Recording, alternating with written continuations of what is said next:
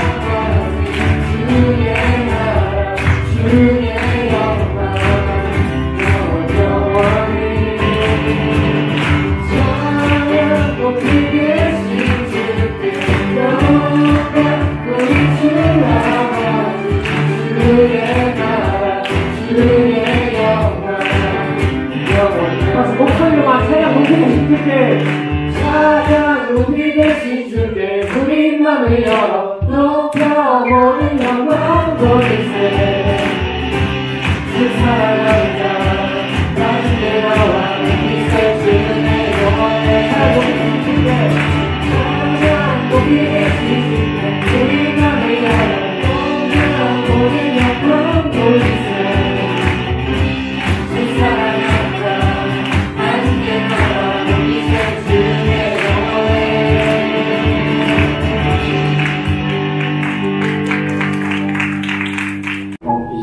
주말씀 내상 때 찬양 드릴 텐데 새로운 찬양이라서 잘 모르실 수 있으니 저희가 먼저 부를 테니 다 같이 따라 불러주세요.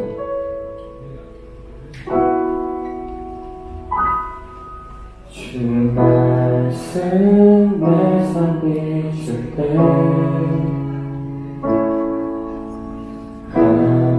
감사하게 하소서. 주신 말씀 그 말씀을 따라 살아가게 하소서. 주 말씀에서 비출 때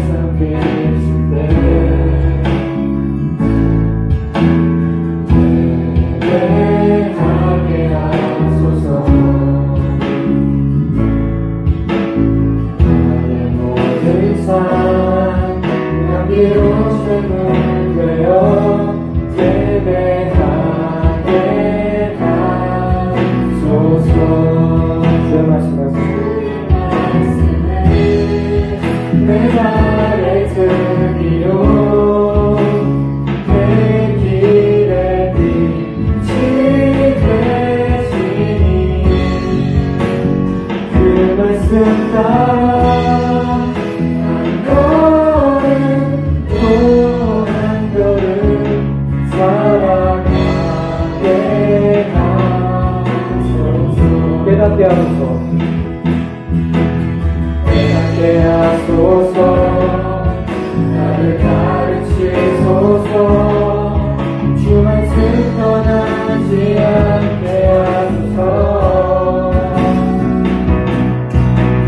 깨닫게 하소서. 나를 가르치소서. 주 말씀 떠나지 않게 하소서.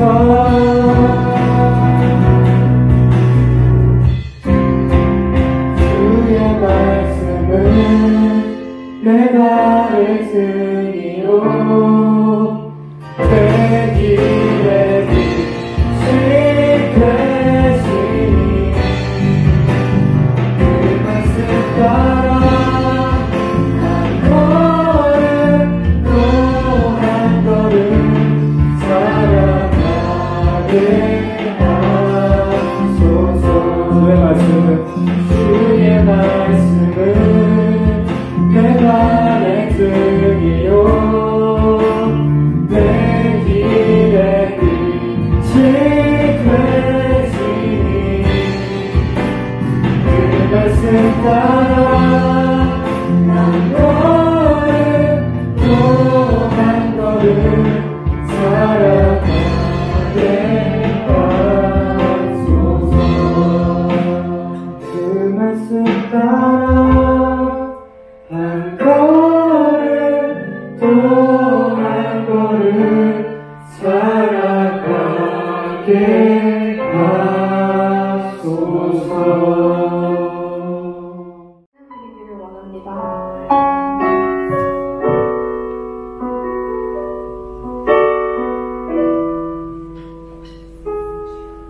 날이 저물어 갈 때 빈들에서 걸을 때 그때가 하나님의 때 내 힘으로 안 될 때 빈손으로 걸을 때 내가 고백해 여호와 이래.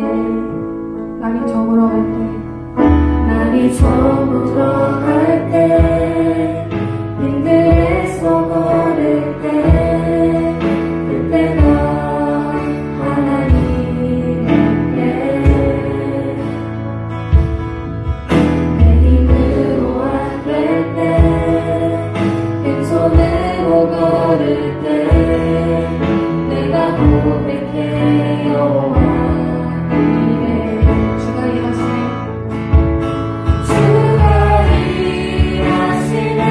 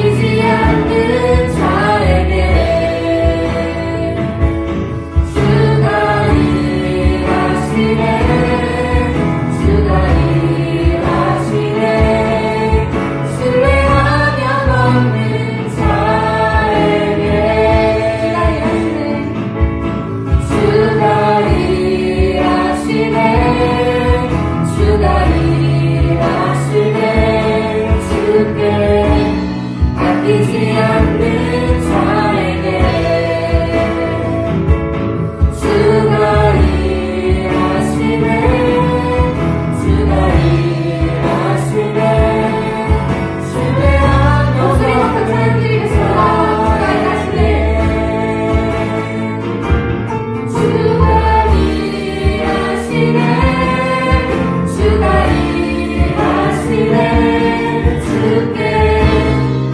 보이지 않는 자에게 주가 일하시네 주가 일하시네 신뢰하면 없는 자에게.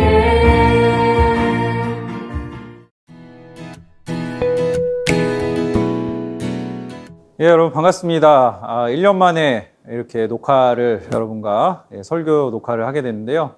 이번 주 야외 예배라서 우리 함께 야외에 참석하지 못하는 친구들 여러분 이 영상을 보고 그래도 주일에 함께 예배하는 이 시간 마음을 다해서 함께 예배했으면 좋겠습니다. 자, 오늘 함께 나눌 말씀은 잠언 6장 6절에서 11절 말씀입니다. 제가 읽어드릴게요. 게으른 자여 개미가 하는 것을 보고 잘 보고 지혜를 얻어라. 개미는 지도자도 장교도 통치자도 없지만 여름에는 먹이를 준비하고 추수 때에는 그 음식을 모은다. 게으른 자여 내가 언제까지 누워 뒹굴겠느냐. 내가 언제쯤 잠에서 깨겠느냐. 좀 더 자자. 조금만 더 눈을 붙이자.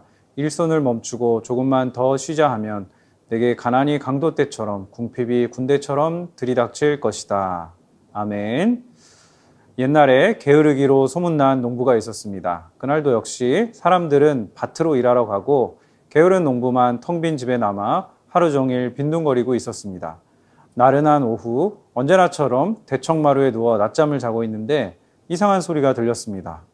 농부가 개슴츠레 눈을 떴는데 환한 대낮임에도 불구하고 어느 강큰 도둑이 담을 넘고 있는 건 아닙니까? 농부가 잠결에 들었던 소리는 도둑이 담을 타고 넘다 떨어뜨렸던 벽돌 소리였습니다. 하지만 이 농부는 스스로 잠이 들어버립니다. 잠들면서 이렇게 중얼거립니다. 도둑이네. 저놈 담장을 넘어 마당에 들어오기만 해봐라. 그런데 또 콩 소리가 들립니다. 농부가 다시 눈을 떠보니 도둑이 담에서 뛰어내려 마당을 살금살금 걸어오르고 있었습니다. 하지만 농부는 눈꺼풀을 이기지 못하고 또 이렇게 중얼거립니다. 집 안에 들어오기만 해봐라. 농부가 잠든 줄 안 도둑은 살금살금 집 안으로 걸어 들어와서 농부의 옆을 지나 안방으로 들어갑니다. 하지만 농부는 여전히 잠이 취해서 속으로 이렇게 중얼거립니다. 저놈이 안방으로 들어가네. 뭘 가지고 나오기만 해봐라. 도둑은 이렇게 농부가 잠든 틈을 타서 돈이 될 만한 물건들을 한 보따리 짊어지고 나왔습니다. 그리고 대문 쪽으로 부지런히 걸어갔습니다. 도둑의 뒷모습을 보며 농부는 잠꼬대처럼 이렇게 중얼거립니다. 이놈 다시 오기만 해봐라. 네, 오늘 여러분과 나눌 이 이야기를 하나 들려드렸는데요. 잠언의 지혜는 근면함에 대한 것입니다. 근면의 반대는 게으름이라고 볼 수 있겠죠. 잠언의 저자는 그래서 오늘 개미를 비유해서 게으른 자를 비꼬고 있습니다. 개미를 보아라. 개미는 지도자도 장교도 통치자도 없지만 부지런하고 근면하게 겨울에 먹을 양식을 비축한다, 준비한다. 9절입니다. 게으른 자여 내가 언제까지 누워 뒹굴겠느냐. 내가 언제쯤 잠에서 깨겠느냐. 게으른 자는 농부처럼 이렇게 이야기합니다. 좀 더 자자. 조금만 더 눈을 붙이자. 일손을 멈추고 조금만 더 쉬자. 그 결과로 가난이 강도처럼 궁핍이 군대처럼 들이닥칠 것이다. 여러분은 이 비유가 어느 정도 와닿습니까? 저는 여러분에게 이 말씀을 나눌 준비하면서 제가 너무 많이 찔렸어요. 저의 지금 상황이 이 어리석은 농부와 같이 되고 있는 거 아닌가 싶어서 화들짝 놀랐습니다. 여러분도 입시 준비, 영어 성적, 내신, 수행 관리하느라 바쁠 테지만 목사님도 사실 마무리 좋지 못한 일들도 있고 또 더불어 미래에 대한 고민이 많습니다. 10대만 미래를 고민하냐고요? 아니에요. 어른이 되어도 고민은 끊이지 않습니다. 그것이 인생입니다. 그런데 근면한 사람은 그런 고민 속에서도 미래를 잘 열어나갈 가능성이 높고 게으른 사람은 그런 가능성이 현저히 낮아집니다. 오늘 여러분과 근면한 삶을 살기 위해서 이 게으름이 얼마나 나쁜 것인지를 7가지 항목으로 살펴보고자 합니다. 잠언을 보면 이 한 가지 주제에 대한 격언들이 그냥 쫙 모여있는 게 아니라 파편적으로 흩어져 있어요. 그래서 오늘 게으름과 관련된 구절들을 함께 다른 본문들도 살펴보면서 묵상해 보도록 하겠습니다. 우선 게으름은 마음의 정욕을 따라 살고자 하는 강한 욕망입니다. 게으름은 그리스도인의 삶에 큰 해악이 됩니다. 게으름은 한 번뿐인 우리 인생을 낭비하게 만드는 주범입니다. 게으른 사람의 특징은 다음과 같습니다. 첫째, 게으른 사람은 진전이 없는 삶을 삽니다. 잠언 26장 14절입니다. 문짝이 돌적이를 따라 돌듯 게으름 뱅이는 침대에서만 뒹군다. 자, 여기 돌적이는 힌지, 영어로 힌지라 그래서 경첩이죠. 문의 경첩. 그래서 게으른 사람은 절제도 없고 희생도 없고 그저 그 자리를 맴도는 삶을 살 뿐입니다. 그리스도인의 삶은 진보하는 삶이지 제자리에 머무는 삶이 되면 안 됩니다. 자, 두 번째로 게으름의 뿌리가 있습니다. 그 뿌리는 자기 사랑입니다. 잠언 22장 13절, 게으른 사람은 사자가 밖에 있으니 길거리에 나가면 죽을 것이다 라고 말한다. 팬데믹 상황에서 재택근무나 재택 온라인 수업이 일상화되었지만 옛날 농경사회에서는 밖에 나가지 않으면 일이 되지 않았습니다. 이 말씀에 보듯이 여러분, 게으른 사람은 핑계를 잘 대는 사람입니다. 그리고 게으른 사람은 몸은 게으른데 혀는 부지런한 사람입니다. 이것을 통틀어서 빗나간 자기 사랑이라고 부릅니다. 나는 이렇게 핑계만 대고 있는 사람은 아닌지 돌아보기를 바랍니다. 셋째로 게으름은 발전합니다. 잠언 21장 25절입니다. 게으름뱅이는 손으로 일할 생각은 안 하고 꿈만 꾸다 죽고 만다. 자, 게으름은 발전의 단계가 있습니다. 첫 번째 단계, 게으른 사람은 매사에 최선을 다하지 않습니다. 두 번째, 최선을 다하지 않으므로 의무를 저버리게 됩니다. 세 번째, 의무를 저버리고 자신의 쾌락을 위한 삶을 살게 됩니다. 결국 게으르게 살면 아무것도 이루지 못하는 의미 없는 삶을 살게 된다는 것입니다. 자, 네 번째, 게으름은 악합니다. 게으른 사람은 자신의 게으름을 보통 연약함으로 포장합니다. 나는 이러이러하기 때문에 이렇게 할 수밖에 없었다. 연약하기 때문에 어쩔 수 없이 그렇게 되었다라고 포장합니다. 연약함과 게으름의 경계를 잘 분별해야 합니다. 게으름은 게으름일 뿐이지 연약함이 아니기 때문입니다. 게으름을 연약함으로 포장하는 것은 위선입니다. 그리고 위선은 곧 죄입니다. 구원받은 하나님의 자녀는 삶 전체가 하나님이 원하시는 삶을 살아가는 사람입니다. 그렇게 삶이 변하려면 생각하고 실천해야 합니다. 그런데 여러분, 생각하는 것을 싫어하고 주어진 일에 마음을 기울이며 살지 않는 것을 성경에서는 악한 행동이라고 이야기합니다. 자, 다섯 번째, 게으른 사람은 어떻게 되느냐? 고통스러운 삶을 살게 됩니다. 게으른 사람의 길은 가시밭이나 정직한 사람의 길은 넓고 평탄한 길이다. 잠언 15장 19절 말씀입니다. 게으른 사람의 특징이 있습니다. 게으른 사람은 쉬운 것만 선택합니다. 게으른 사람은 자신을 사로잡는 절실한 꿈이 없습니다. 그래서 쉽게 할 수 있는 게임이나 동영상 등의 시간을 빼앗깁니다. 시간만 빼앗기는 것이 아니라 지성도 자라지 않고 감정도 무감해지고 의지도 나약해집니다. 지금은 괜찮을 것 같지만 그런 사람의 길은 가시밭길이 됩니다. 교회에서 볼 때는 신앙이 좋은 것 같이 보일 수 있지만 게으른 사람은 온전한 신앙을 가진 사람이 아닙니다. 저도 일정 부분 그런 사람이었던 것 같습니다. 교회에서 볼 때는 신앙이 좋은 교회 오빠였지만 거기에 너무 올인하다 보니까 제가 준비해야 할 삶을 잘 준비하지 못했더라고요. 그래서 한동안 방황하기도 했고 삶의 방향을 다시 설정하는데 긴 시간이 걸렸어요. 부모님의 보호 아래에 있는 지금 여러분 그렇게 있는데 지금은 아무런 문제가 없어 보이지만 지금 준비하지 않으면 나중에 더 많은 시간과 노력을 들여도 지금 열심히 준비하고 땀 흘린 만큼의 결과를 보기 어렵습니다. 여러분에게 지금 주어진 현재를 선용해서 하나님께 영광 돌리는 삶, 여러분 자신도 행복한 삶을 살게 되기를 바랍니다. 자, 여섯 번째, 게으름과 잠은 비례합니다. 자, 잠언 19장 15절 말씀입니다. 게으름은 사람을 깊은 잠에 빠지게 하고 게으른 사람은 굶주린다. 인간에게 잠은 필수적입니다.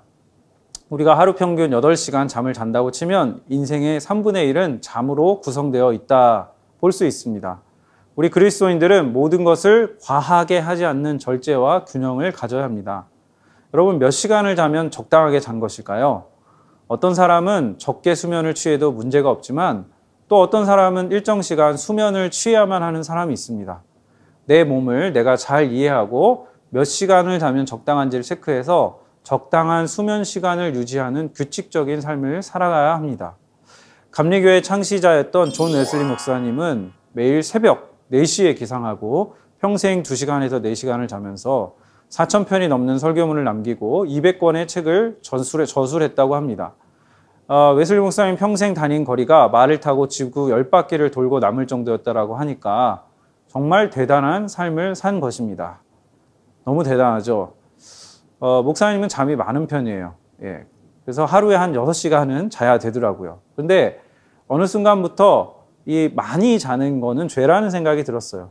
제 주변에 있는 목사님들을 보면은 굉장히 수면 시간이 적어요. 열심히 사시는 분들 보면. 그래서 보통 4시간, 5시간 이내로 수면을 취하는 것 같습니다.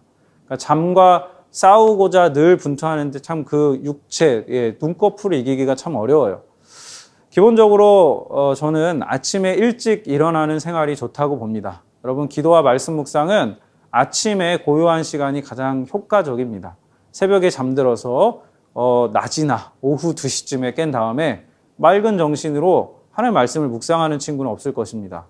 잠자는 그 수면 시간의 기준은 없지만 여러분이 자고 일어나서 다음 날을 활기차게 시작하고 활기차게 살 수 있을 정도로 잠을 자는 것이 좋고요. 너무 늦게까지 게임하거나 동영상을 보거나 하는 것은 여러분의 인생과 또 여러분의 삶의 지금의 미래를 준비하는 삶에 해악이 된다는 거 기억을 해주시길 바랍니다. 입시나 시험을 앞두고 있을 때는 잠을 좀 줄여야죠. 그리고 시험이 끝나고 나서는 또 몰아서 잘 수 있어요. 그렇게 여러분이 잘 잠을 조절해야 되고 잠을 잘 다스리는 사람이 또 그리스도인으로서 경건한 삶을 살 수 있다는 것 기억하시길 바랍니다. 자, 마지막 7번째, 게으른 사람은 열정 있게 사는 걸 싫어합니다. 자, 잠언 19장 24절 말씀입니다. 게으른 사람은 손을 밥그릇에 얹고도 자기 입에 집어넣기를 귀찮아한다. 네, 이 말씀에 의하면 이 사람이 손을 밥그릇에 얹긴 했는데 넣진 않는 거예요. 그러니까 끝까지 하지 않는 것도 게으른 것이란 말이에요. 마라톤 선수들은 42.195km로 완주를 해야 됩니다.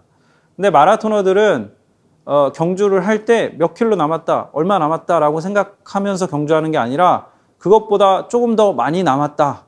내가 10km 남았으면 15km 정도 남았다라고 생각하고 달린다고 합니다.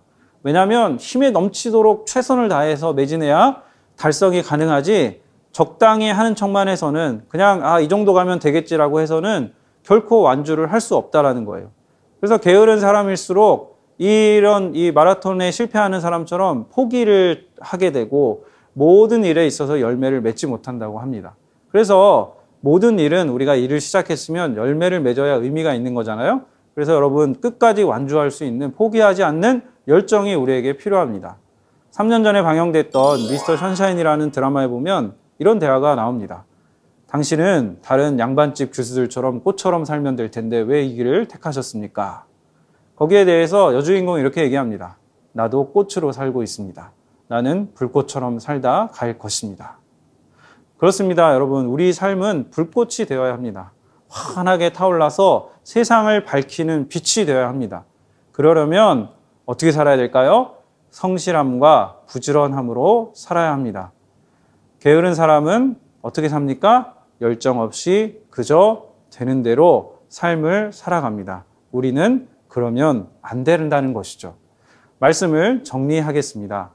게으름은 이렇게 우리 인생을 피폐하게 만들고 낭비하게 만듭니다. 이 말씀을 듣고 여러분 그걸 마음에 새기는 사람, 지혜를 얻은 사람은 돌이켜서 게으름을 청산하고 근면한 삶을 살기로 결단을 할 것입니다. 목사님 아까 서두에도 얘기했지만 말씀 준비하면서 여러분에게 전화한다기보다는 저한테 찌르는 칼같이 이 말씀들이 다가왔어요. 여기저기 이렇게 베인 것 같은데 말씀에 순종해서 여전히 남아있는 제 삶의 게으름을 타파하고 하나님이 원하시는 인생으로 살아가야겠다 마음 먹었습니다. 여러분 어떻습니까? 목표 없이 하나님 없이 하루하루 되는 대로 살아가고 있지 않습니까? 게으르게 살고 있지는 않습니까? 매일 바쁘게 사는 것 같긴 한데 그저 정해진 틀에서 뭔가 진보하지 못하고 제자리만 맴돌고 있지는 않습니까? 바라고 소원하기는 여러분 모두가 이 말씀으로 교훈을 얻어 준비하는 삶, 근면한 삶을 살게 되기를 바랍니다. 내가 비록 부족하지만 연약하지만 한 번밖에 주어지지 않은 이 인생을 하나님이 주신 이 소중한 생명을 다시 오지 않은 오늘을 허무하게 살지 않고 하나님의 영광을 위해 살아야겠다. 그렇게 마음 먹고 기도하시기를 바랍니다. 빛이 나는 여러분, 제가 조금 더 가장하면 빛이 번쩍번쩍 나요. 여러분 얼굴에 번쩍번쩍 나요. 근데 여러분의 이 청소년의 시기는 다시 돌아오지 않습니다. 마음을 단단히 먹고 오늘부터 말씀을 들은 오늘부터 새로운 의지로 결단하고 하나님을 의지하며 이 하루하루 꽉 차게 살아가겠다. 그렇게 마음 먹었으면 좋겠습니다. 하나님께서 여러분의 인생을 도우시고 친히 인도해 주실 것입니다. 불꽃같이 타오르는 마음을 가지고 하루하루를 생명력 있게 살아가는 여러분 모두가 되기를 주님의 이름으로 축원합니다. 기도하겠습니다. 하나님 아버지 감사합니다. 오늘 잠언의 말씀을 통하여 우리가 근면함이 무엇인지 또 우리가 왜 게을러서는 안 되는지 말씀을 통해 살펴보았습니다.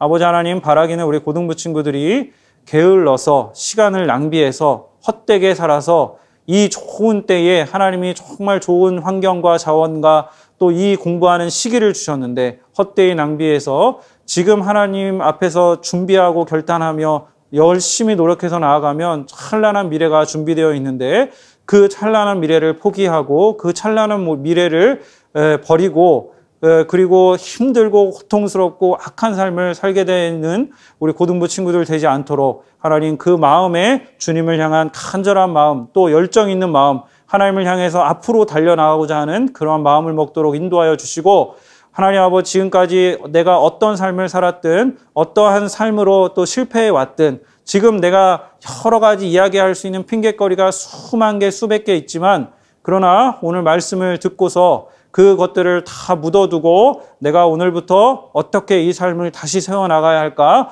고민하고 그리고 열심으로 하나님 앞에 달려나가는 우리 고등부 친구들 될 수 있도록 하나님 인도하여 주시옵소서. 주님께서 그렇게 저와 우리 고등부 친구들, 우리 선생님들 모두가 정말 하나님이 주신 이 제한된 시간 안에서 열심으로 살아서 열매 맺는 삶을 살아서 주님 앞에 아름답게 우리의 삶과 인생을 드릴 수 있도록 역사하여 주시고 우리네 연약하고 또 불쌍하고 또 힘든 인생을 하나님께서 함께 동행하여 주시고 이끌어 주시는 은혜들을 우리 친구들이 경험할 수 있도록 또 기도한 바대로 하나님이 이끌어 주시고 또 그 진로와 인생과 비전을 또 발견케 하시는 은혜들을 허락하여 주시옵소서. 감사드리며 예수님의 이름으로 기도드립니다. 아멘. 지금은 우리 주 예수 그리스도의 은혜와 하나님의 놀라우신 사랑과 성령께서 우리에게 말씀하시고 우리를 견책하시고 또 우리에게 게으르지 말라고 근면하게 살라고 말씀하시는 이 말씀에 순종하고자 하는 우리 모든 고등부 친구들과 우리 선생님들 머리 위에 이제로부터 영원토록 함께 있을지어다. 아멘.